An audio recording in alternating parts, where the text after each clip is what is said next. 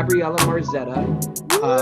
She was just laid off from the Waitress National Tour.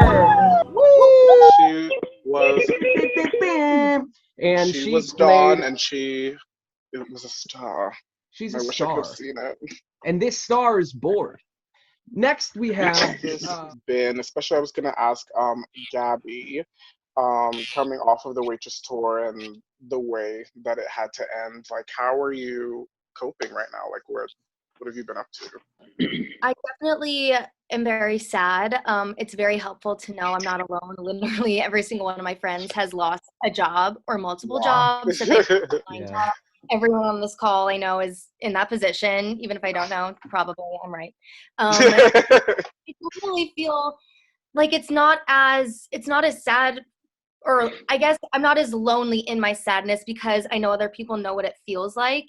Exactly. Definitely, it was an unexpected bummer to be sent home. I thought that we were going to be sent back maybe May 1st. And then when we were told that the tour would start up again with a new start in September, that's when it really sank in for me. I was like, oh shit, this is real. So like was that things what aren't going to start up. happened? Yeah, so we got news that we are canceled, as everyone's tour is canceled until probably September on.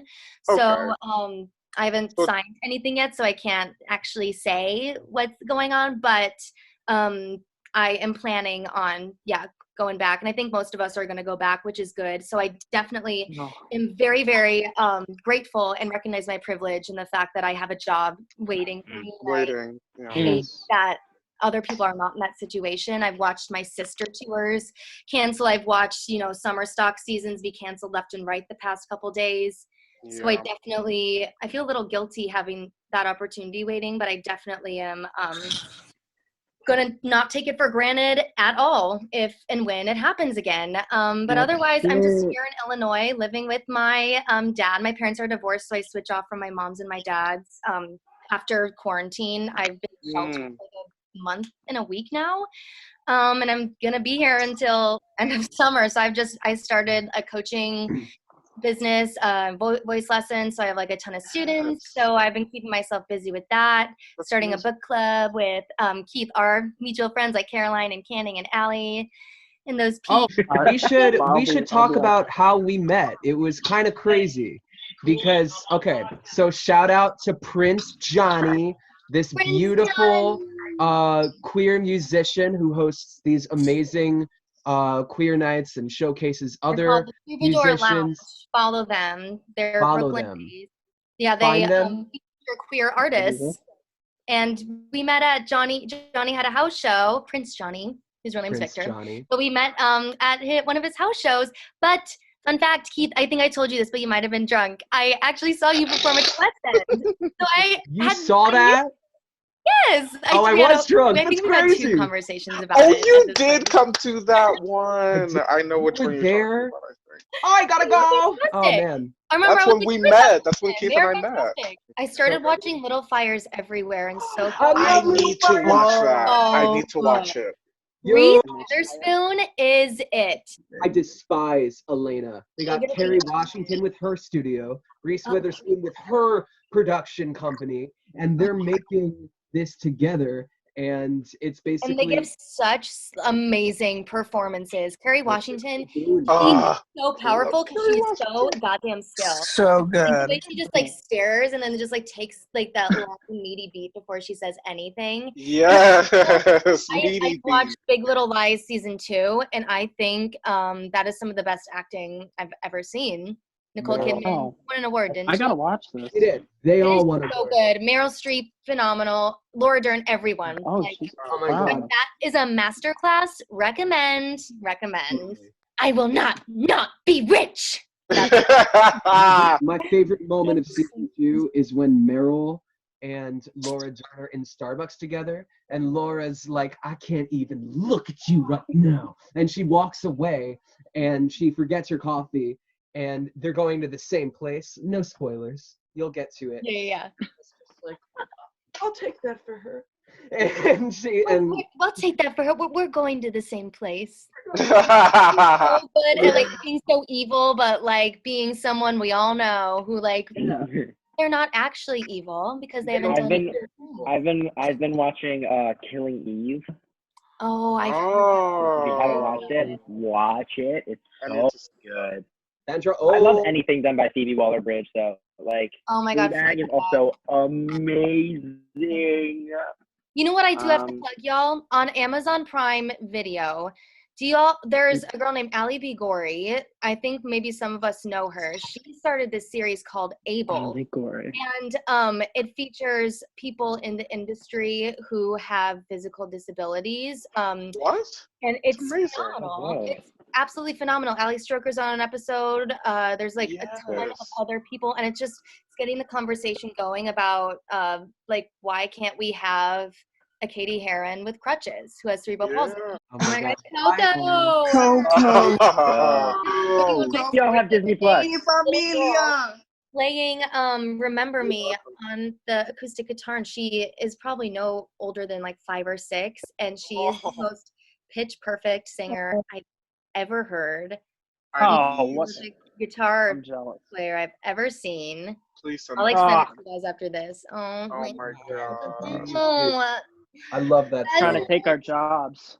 No, literally, that movie can make me like. If you cannot cry at Coco, you have a heart of black tar. That's like I can't not cry. If you do not have an emotional reaction to Coco, then you are probably a sociopath or a psychopath.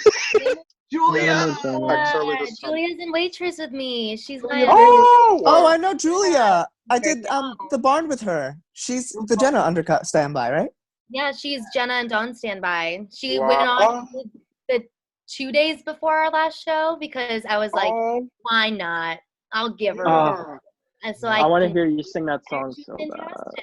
Me too. We love Julia. I looked for bootlegs, Gabriella. I couldn't find any. Those I do have one I can send you. There's a wretched clip of me that the Waitress page has shared of me doing When He Sees Me during tech. Wow. And I sent Y'all need to watch. horrid. Absolutely horrid, but I have a bootleg of a much better one. Well, that's a pretty great. Please Did you do it? that one. Did you do it live?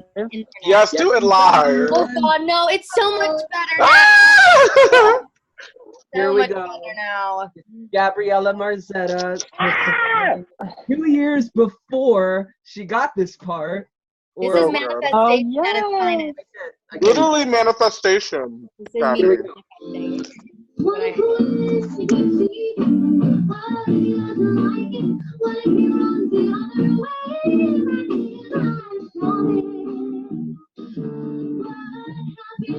You're so good.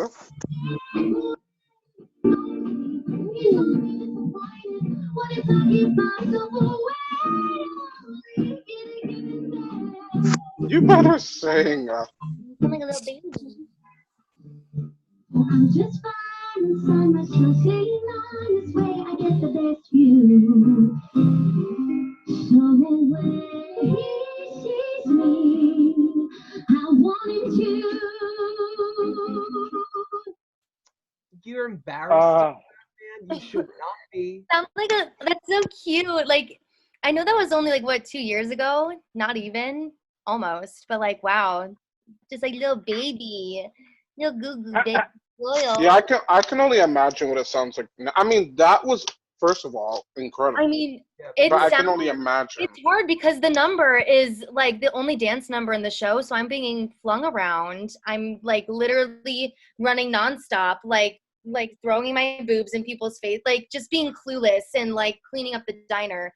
So it's when I get to sing it standing still, it's like such a gift. But it is honestly the hardest thing I've ever done, doing that number, because it's so hard to like have vocal stamina. It's like a high song, the pattern song kind of, and then at the end you have to like belt this high note after you're literally like running a marathon. So I have a question for you, because I am sure doing all those things makes it harder vocally. What is that like for you, having all of that fun stuff to play off for like acting? Because like singing by yourself and doing monologues are so difficult because you don't have direct scene partners like right in front of you. What is it like to be able to have stuff to play with when you get to sing such a fun song? Oh my God, it's amazing because I'm used to doing like new works and like I went to Cap 21. We did like all our shows in a black box. You know what I mean? Like I'm used to more like experimental theater and like new works as well. So it's really, really cool to be a part of a show that's like it's commercial theater and it's we're using the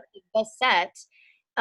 It's awesome. Like, and it's really cool because this show, it's like a lot of propography. Like we have, like actual like sugar, like we have to actually do like side work that a waitress would do at a diner.